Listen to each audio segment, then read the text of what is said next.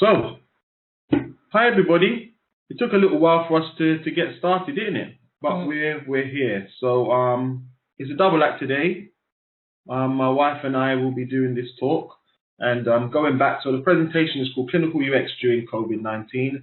I'm Gyles. I'm Vanetta. Nice to meet everyone. So very quickly about me. I work as a clinical UX specialist for the past 5.5 years. Previous to that, I worked as a medical doctor for 3 years. And I have the pleasure of working in a wonderful area in healthcare UX, exploring in particular digital solutions that involve clinicians, which I call clinical UX. And you, Vanessa? So I am a qualified integrative counsellor, and I'm also a life and career coach. Before I was doing that, I was working within project management in higher education and in the voluntary sector, but my background has always been kind of psychology, so that's where I'm at. Cool. So here we go then. Our agenda. There's 4 main things that we want to cover. The first one is just setting the scene about COVID-19. The next will then be looking at the 6 psychological responses of people to COVID-19, and then health-seeking and health-providing behaviors, and then ways to optimize health during COVID-19. So just to set the scene, can everyone hear us? Just to make sure everyone can hear us? I think they can hear us. They would tell us if there was a problem. Okay. So yeah, we're setting the scene. Obviously, we're talking about COVID-19 and looking at the numbers as of this morning. Actually, that's last night, but I don't think this morning's changed much. Okay, so as of last night, many of us are familiar with these numbers. They are very stark numbers. We know that there's 4,408,618 infections and COVID cases. We've already had over 300,000 global deaths. And obviously in each and every single country, there are different recovery rates. It is a stark picture. We are very much aware of this. I think a big thing to highlight here as well is the fact that where it says total confirmed, this is like someone's been tested. So they definitely got it. But it doesn't include most people who actually have been infected and haven't been tested, which could easily be double, treble that amount of people. So it's a huge number. Yeah. And same can go with deaths. There's been a long time, for example, in the United Kingdom, where deaths of people in care homes were not being recorded. Yeah. This would have been hundreds to thousands of people potentially. And so these figures are, in my professional opinion, quite conservative. Things are probably worse than what is being actually suggested here. Then the other thing to highlight is that, yes, we are seeing improvements and changes in the way that governments are responding to COVID-19, and we are starting to see restrictions come down, but still, there's still a lot of deep cleaning, there's still a lot of caution people need to take. The threat of the COVID-19 infection is still very much there. And I think based on that, we have to reflect on the fact that anything that's major that happens in people's lives, they're going to have a response. And no 2 people are exactly the same. So we're going to have that variety. And so we are seeing that people are going to adopt very different health-seeking behaviors. So the way that they actually look for healthcare support is being changed dramatically. But even just the general public are changing and have different ways of responding to these issues. And this is what we first want to focus on, is how are people in general actually responding, not just to trauma in general or issues and stress, but specifically how are they responding to COVID-19? So we had a little bit of a conversation around this, and based on obviously things that we've been observing in our professional capacities on a personal level, but also especially from my psychological perspective, looking at obviously stages of grief and fight, flight, fright responses and things like that.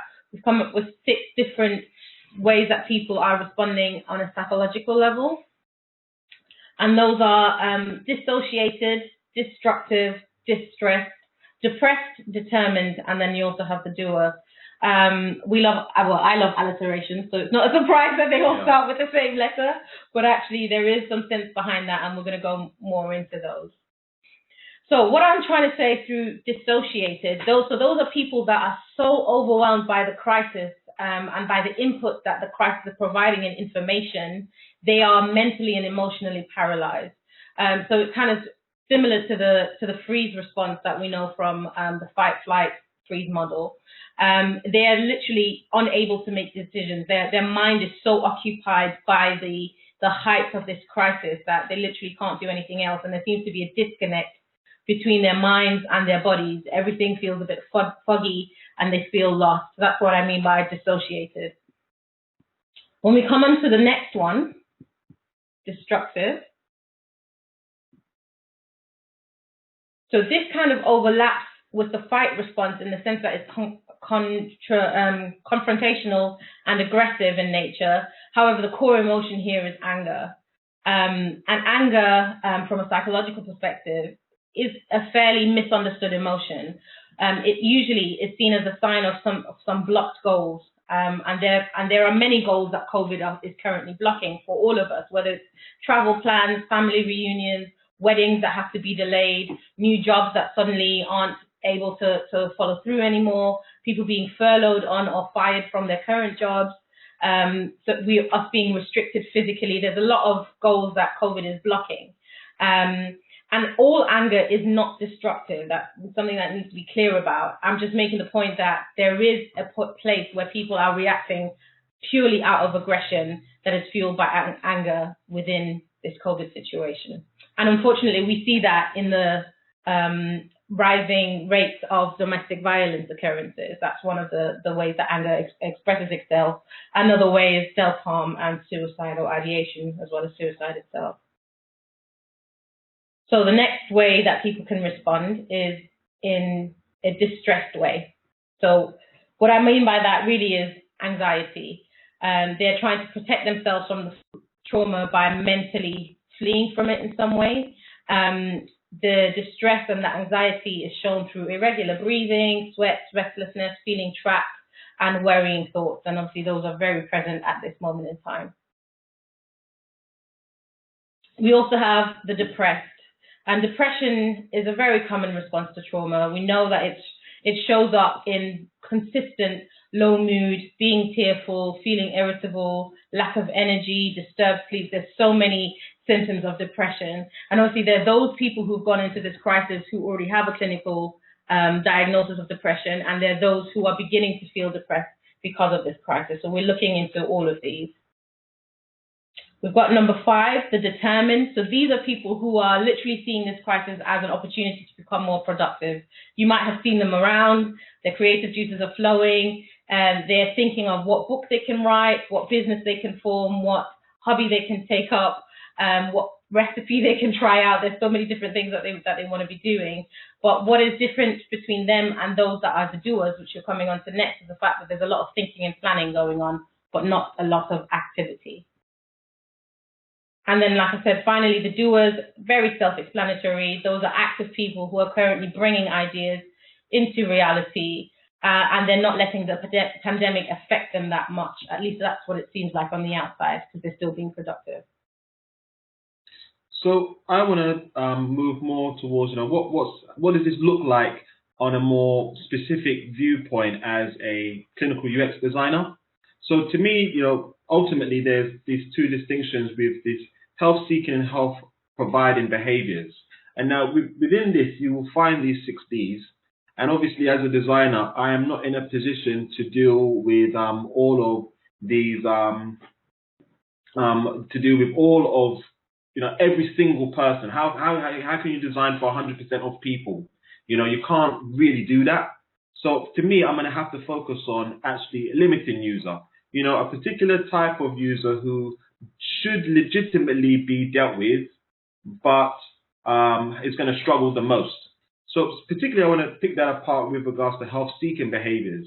So of course, when someone actually has problems with their health, they're going to seek out some sort of help. It could be that they'll do a Google search, they'll go and speak to a doctor, they're going to speak to some other sort of healthcare provider, all kinds of things could be done. But there's going to be a variety of decisions and thought processes that they have, which determines the actual health behavior that they have. So, for example, there's going to be times where anything that makes us different to each other is going to determine what behavior we're going to have. It could be gender, age, disability, sexuality, religion. All these things come into play. Even, what your past medical history has been and what are the medical conditions that you suffer now can influence what you decide to do when you are not well or when you have concerns about your health. But I think people need to also contemplate that actually there's something going on as well, specifically regarding one's personality as the first thing that comes to mind. I think the other thing to keep in mind is the fact that when someone is trying to change their behavior, change their health status, some of the other things that they will, I'm trying to bring up my notes, which have suddenly disappeared.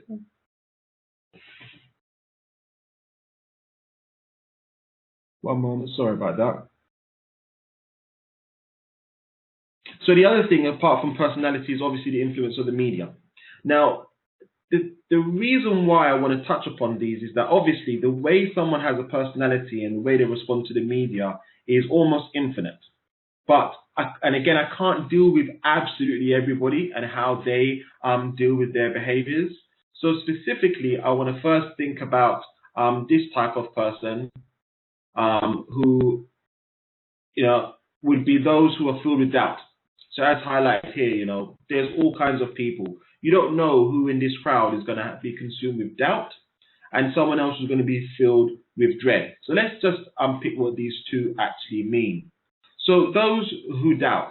So when I'm talking about someone who has doubt, these are people who just don't believe the pandemic is real, or at least don't think that it's necessarily as serious as people are highlighting.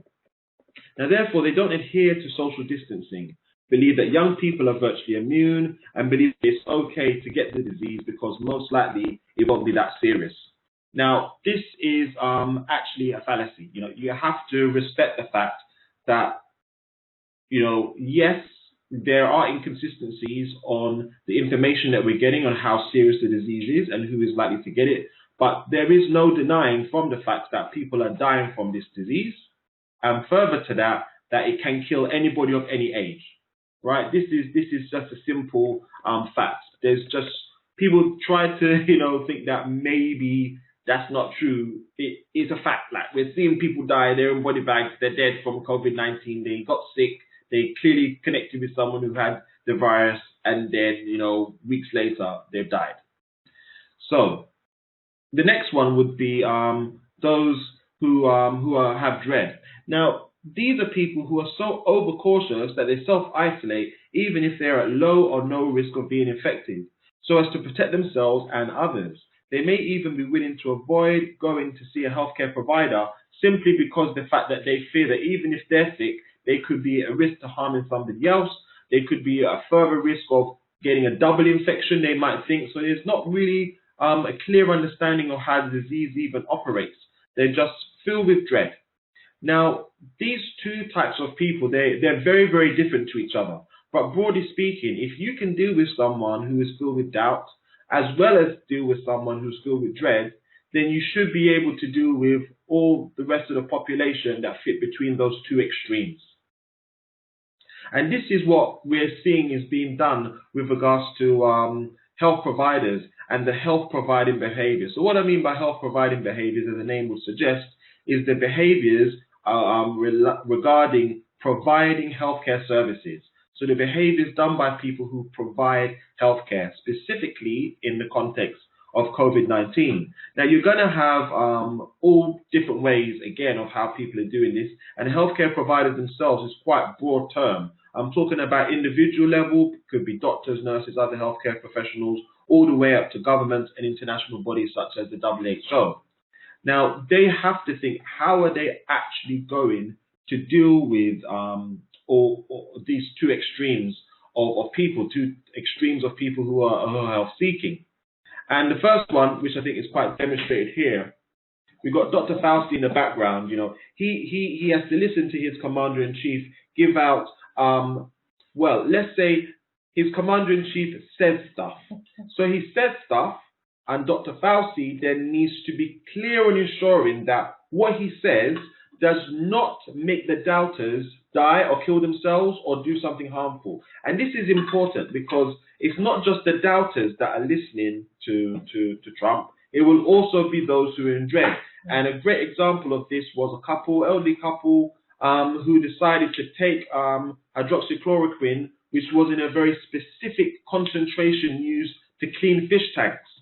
It was not a therapeutic dose used to treat a case of malaria or anything else like that. It's specifically used to treat fish tanks. No one should be drinking anything that goes into a fish tank. Even the water that goes into a fish tank was probably designed for fishes and not for human consumption. And so that's a situation where you've got these two extremes, where if you don't have real facts being given out, people will listen to this commander-in-chief stuff that is being said and can cause serious harm. The other thing to keep in mind is actually the fact that there's a lot of healthcare professionals who are actually willing to put their lives on the line. So this is an assortment of pictures of the near 200 people who have died just in the United Kingdom alone, who are healthcare workers of some kind. So it could have been someone from the cleaning team, porters that help move patients around the hospital environment, could be senior doctors, could be paramedics, nurses, so on and so forth. These are a huge number of people who have died simply to keep people healthy.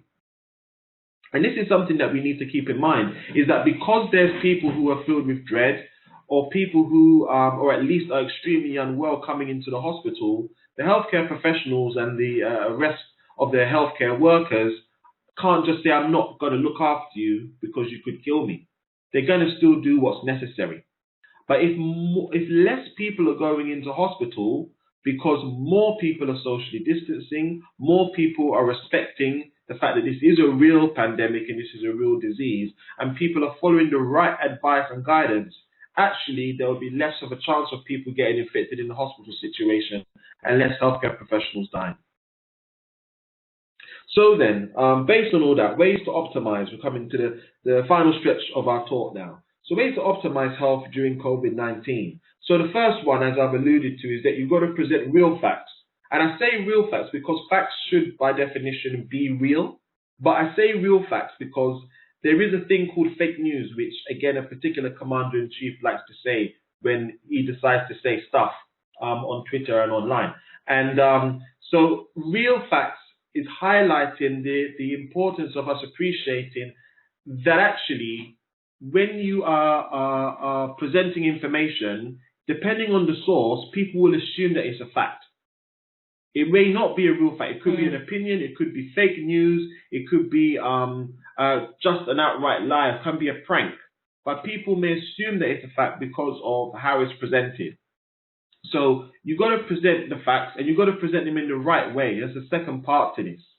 So looking at that then, here is something specifically highlighting, I've hidden who sent me this, but this is actually a real screen grab from my phone, but it's just any random picture of someone online, and then I've called them Bob. But this is a real WhatsApp message that I have received during the pandemic. You know, let's just go through some of the main points that we see here. The fact that experts suggest doing this simple verification every morning, right? This is to check if you have got COVID-19, to basically hold your breath for 10 seconds. And if you can't do it, then obviously, you know, your lungs are full of fibrosis and you're dying. This is an outright lie. It's not true. There's no science to back up any of this. But there's going to be a variety of people who think this to be true. And that is particularly dangerous in the sense that actually, if you think this is true and you get it from a source that you trust, then actually you could action this. And there's loads of people who legitimately cannot hold their breath that long and will be coughing. And so we'll think that they've got serious fibrotic lung disease. Fibrotic lung disease can't be fully cured, by the way. It's just symptomatic relief that you can offer somebody in this situation. So the significance here is massive. You're traumatizing people by making them think that because they couldn't hold their breath for more than 8 seconds, that actually they've got not just COVID-19, but untreatable severe lung damage from fibrotic lung disease. You know, there's other nonsense in here about talking about how heat can kill the virus and all this other foolishness. The point is, you have to be really careful about what information you're sharing and try and make sure that it's verified. Get the real facts. WHO, generally speaking, is a source of truth of what is going on with COVID-19. Generally speaking, medical professionals, particularly doctors, when they come from a real hospital, okay, or a real healthcare providing organization, they will be telling you facts, okay, beyond what is normally said by presidents and prime ministers and the like. So the other thing as well then is the use of telehealth solutions. So I think a lot of people have heard of telehealth, telemedicine. Basically the concept of how can you provide healthcare services remotely to somebody. And this is particularly significant because actually you can provide healthcare services remotely very, very effectively. And the main reason being is that actually when you suffer from a disease and you go and see a healthcare professional, about 70 to 80% of all diagnoses that are made are actually made just from the history alone. So what do I mean by that? You go to a doctor and say, oh, I've got a headache, headache for about a week, and it's mainly just around the eyes, behind the eyes, and on the right-hand side of my head. And it particularly gets worse from stress. I don't need to examine that patient. I don't need to get a stethoscope out. I don't need to be looking at behind their eyes, what's known as a fundi. I don't have to go and get a CT of the head. I could already imagine from asking them some more questions that this could be a tension headache rather than a brain cancer or, sinusitis or anything else like that. And this is very, very common.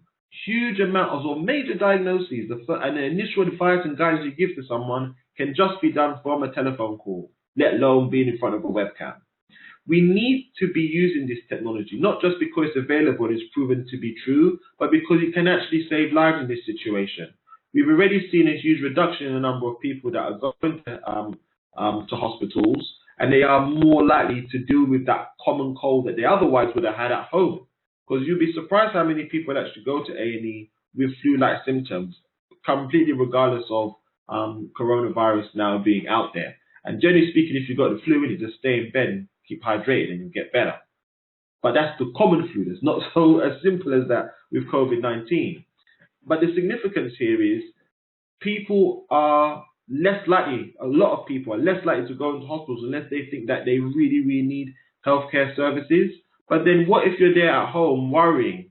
Or what if you're there at home with symptoms that are suspicious, but you're not a healthcare professional to know yes or no to whether it actually is that serious? This is where telemedicine comes into play. Now, you might even have experienced actually when you're trying to get a doctor's appointment that the GP will call you at home just to clarify actually what's going on with you. That's called triage. Before you actually go to the GP surgery, they're checking up to see how you're doing and get a rough idea of what's happening before more things happen.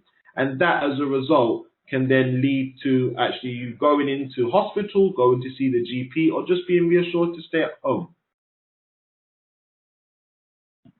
So the next one then, digital therapeutics. So for those who aren't already familiar with a digital therapeutic, this is a digital product which prevents, treats, or manages a disease. Now, we're seeing a rise in such products on the market at the moment. And this is particularly useful because there's many times, and particularly anybody in the audience who has a chronic condition, there's many times people go to the hospital for an outpatient appointment just to be told that their scan was absolutely normal, there's nothing wrong with them, you don't need to worry about what's going on with your health, you're fine.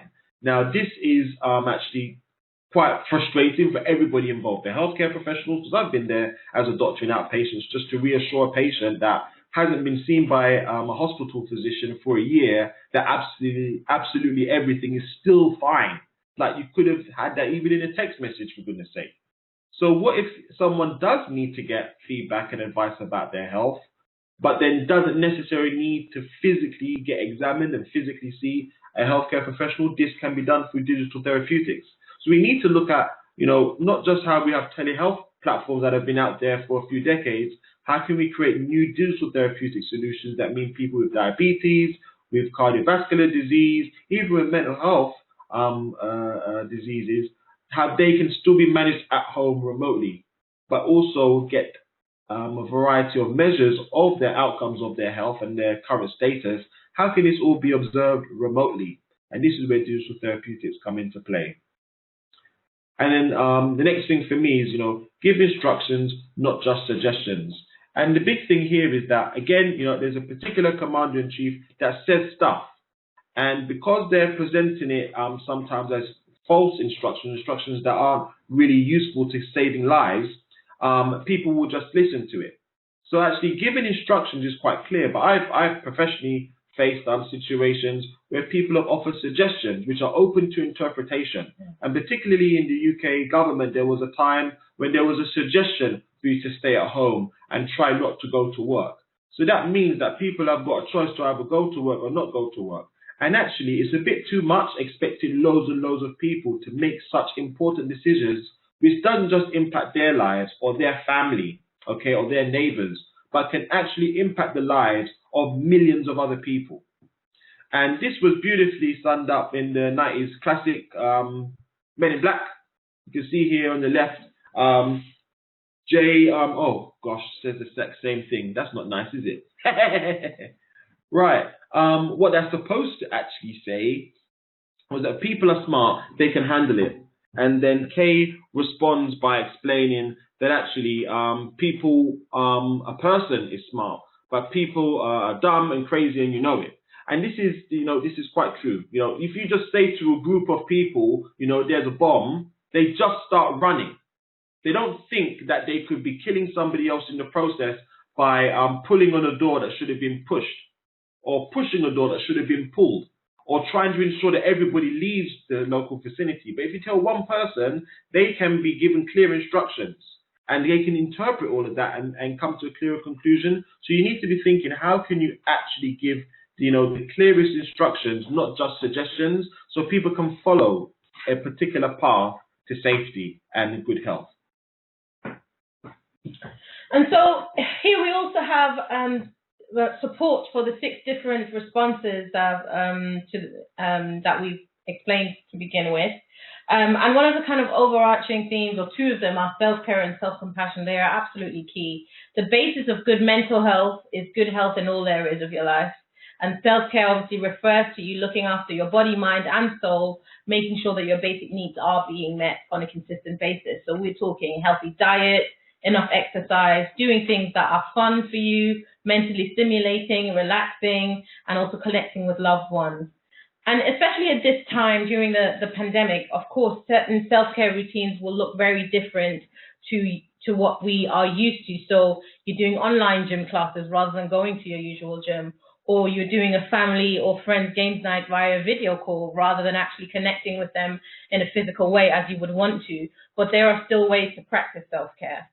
And then the second part is self-compassion, which should not be confused with self-pity. Self-compassion more so looks at being kind to yourself despite your shortcomings. It doesn't make excuses for them. It is accepting who you are.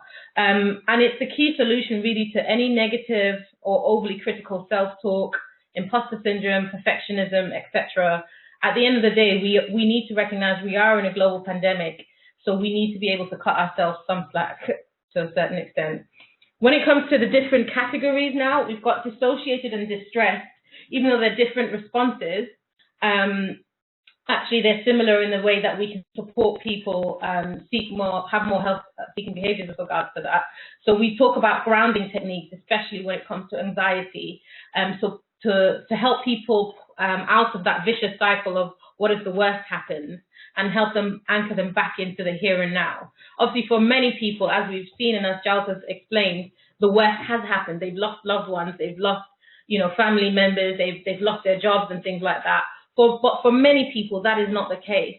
And we need to look at how we can help them actually taking what is happening in the here and now and focus on what they can actually control. There's a lot of things we can't control in this, but there's still things we can control, even if it's something as little as, what am I going to wear today? What am I going to eat today? Actually, how much information, COVID-related information, am I going to take in today? Maybe just limit it to the government-sanctioned updates that you need for your everyday workings, rather than trying to get the scoop on all COVID-related information. If you can't control the outcome of something, maybe you can control the intake of it. And that's something that I think is really important for us to know. Moving on to the destructive responses, obviously, we know that if you are a victim of domestic abuse, you need to contact the relevant support lines. You need to call the police. It doesn't matter how unprecedented or distressing this pandemic is. It is not acceptable for anyone to be violent towards you or the people in your household, the people around you. So those are definitely things that we would strongly say and strongly urge. And the same goes for you, or if someone you know is having suicidal thoughts, is self-harming, please seek the relevant support. Please seek the relevant or call the police where necessary as well. And in addition to that, obviously, go and see a counsellor, go and see a therapist to work through your feelings in a safe way. For those that are depressed, as I previously mentioned, there are those who already had a diagnosis of depression before COVID even began. And for those, it is making sure that they are in touch with their GP or mental health care providers if they feel like their symptoms are worsening or if they run out of prescribed medication.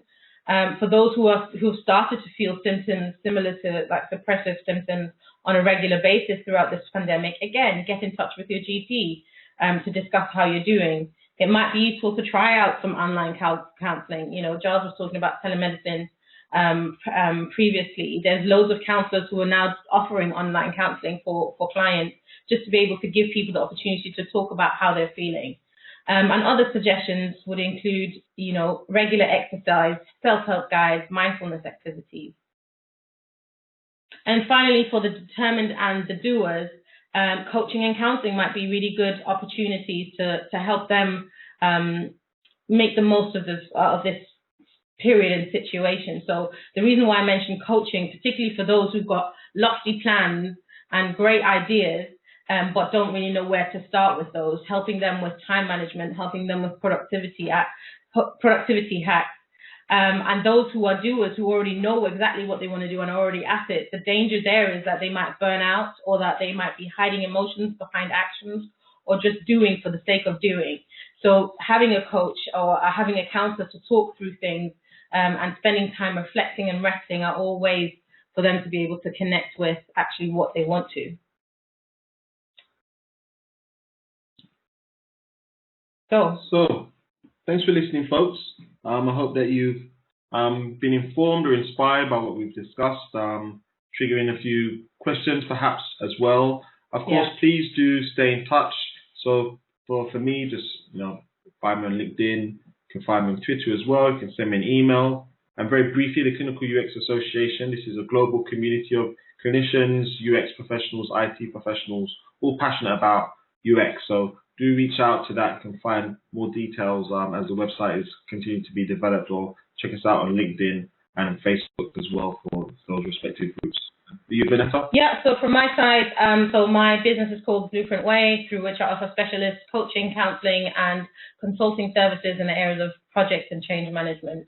So feel free to stay connected or get in touch with any queries. Can I jump in with a question? Sure. Wonderful. So one of the things I've been trying to deal with, I guess, is this idea of the new normal, because I think that COVID-19 has not so much created issues, it's just exposed inequalities and issues in society which were there already. And I feel that a lot of the people I'm working with are feeling they're lacking hope, because they feel like if we snap back, which is what the Australian Prime Minister is telling us is going to happen, if we snap back to pre-COVID-19, it's just going to be the same shit post-COVID-19. Like, it's just going to be the same inequalities, the same structural deficits.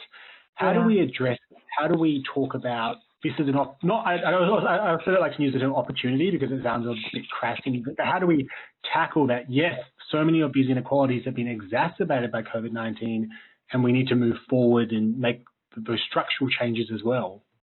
Mm-hmm.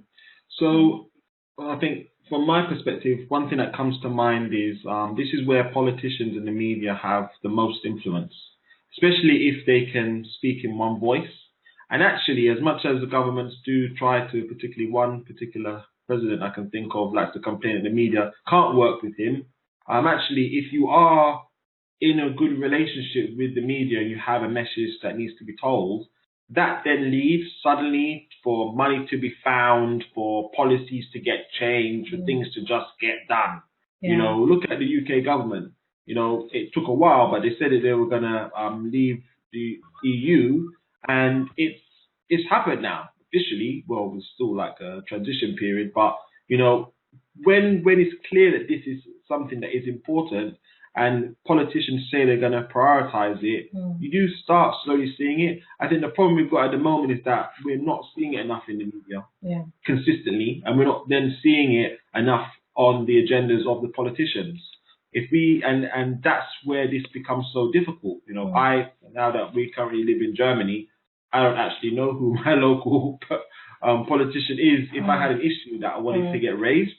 And I think a lot of people can probably relate is that they, apart from voting, if they do vote, they feel quite reluctant, or even don't know that they have the right to contact their politician to create it. But that's technically what politicians are supposed. They're supposed to represent you. So that's my perspective. But I appreciate that that's really, really hard, and I don't foresee there being a quick fix to this. But I think that's when you play the system, that seems to be what's making the change. Or the other one is, if there's a way for loads of money to be made out of it, that suddenly gets people to start finding solutions, unfortunately. What's your thought? I think from my perspective, again, it's about, you know, the power of us as individuals, like you were saying, you know, understanding what's the authority that we have, most of us, I'm assuming, you know, living in democratic countries and states and whatever else, what is the authority that we as individuals have to bring about change? I also think that some of the reasons why people get stuck in trauma is because they're not able to kind of resolve what is happening and what has happened. And I think the worst case scenario from a psychological perspective as well is for us to go back to instituting normal. Let's get back to normal as soon as possible, like you were saying, Tim. Like what does need to happen is a thorough debrief of this situation on an individual basis, on a community basis, on a government basis. How have I as an individual responded to this situation? What has this done to me? What has this done to my family, my community? And how do I want to bring about changes moving forward? Yeah. Thank you. No problem. You're welcome. Any other questions? Don't be shy. Just check your chat. Thank you, Andrew, for your feedback. And yeah, we've seen Gareth for 49 days. It's a lot. It's a huge mental and emotional burden that we're all carrying in different ways. And that's why we were saying, like, we were just saying to Tim, like, it's important for us to reflect on actually what has this done to me individually, and how can I move forward from this.